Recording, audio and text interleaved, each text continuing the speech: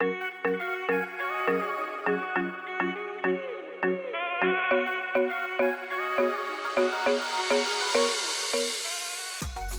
evening and a warm welcome to In Conversation.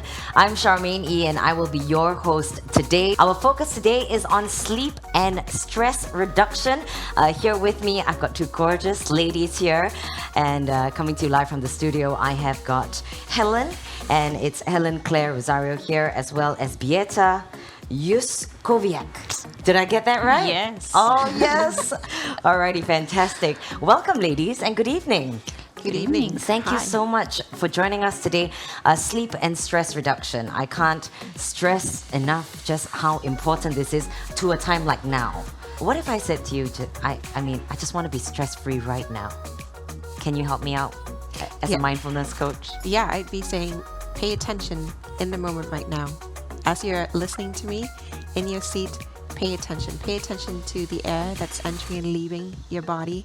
Pay attention to any sensations that might be present, whether it's in your shoulders, maybe even noticing thoughts. Is what are you going to eat later tonight? Or, when you go home and all your to-do lists, are you actually listening to me as I'm speaking? What happens is the sleep is like a battery charge for us, and we need a proper good quality of sleep, and we need a certain amount of sleep to get into the quality, right? And the science proves and tells us that actually when we don't sleep enough, so if the sleep is interrupted or we don't sleep enough, it affects our brain, and especially it affects the part of the brain that is called amygdala. And amygdala is a small almond-shaped part of the brain that is responsible for our emotional responses, which means that when you don't sleep well, you do not have as much of a control or resources or access to the resources to cope with your emotions, stress, anxiousness, fear, anything like that, right? And the amygdala is responsible for processing memory, for making decisions much better and faster, right? But also for all the emotional responses. We're going to switch things up just a little bit. We're going to play a little game of true or false. Sleep empowers a more effective immune system. Yes. Sleep empowers a more effective immune system. True. There was also a study of trying to find out how exactly it helps us with the immune system, how it supports. And it was proven that lack of sleep is linked to making certain vaccinations less effective, which is kind of interesting to know. Yeah. Especially now. Exactly. Right? That be aware and be careful of making sure you do have a good quality sleep. Track your sleep. Become aware of how you sleep. What are your sleep patterns? So then it has actually a positive impact on supporting your immune system and the whole nervous system. I should sleep more to be energized. More sleep equals to more energy. Yes, I think so. Oh, they disagree with. Okay, well, both of you are on the right path here. Yeah, it's about quality. It's about quality and these extended periods of deep sleep that we get through even though we sleep a long time, we need to have the right quality of sleep. Because Absolutely. maybe you slept like 9 hours, but you were tossing and turning all the time, and you've been awake, and then in the middle you checked your phone a few times, which means that you sabotage your the easiness of falling asleep or getting back into this stage of 2, stage 3 to go into deep sleep. Yep. Right. Wow. Does it help to keep track of your sleep with a smart device, like say a smartwatch? Many of them exist in the market. Anyone can jump in on this one, really. But Beata, maybe you can start. Yes. The smartwatch has a technology that is actually, it measures all our movement based on the wrist movement, which makes the whole data not that sufficient.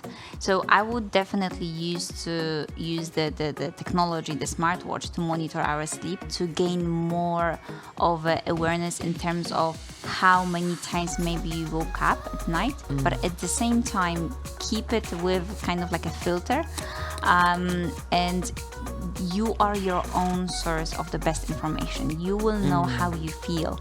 Connect with your body and mind to go back to basics, right? To find out where exactly your sleep needs a little bit of improvement. I find that I can't sleep without white noise playing. Why does this happen? I think white noise can help and it's definitely useful, but as soon as we get dependent on something, this is where it starts being a little bit of an effective for us, because we build up kind of like a dependence or like an addiction to that.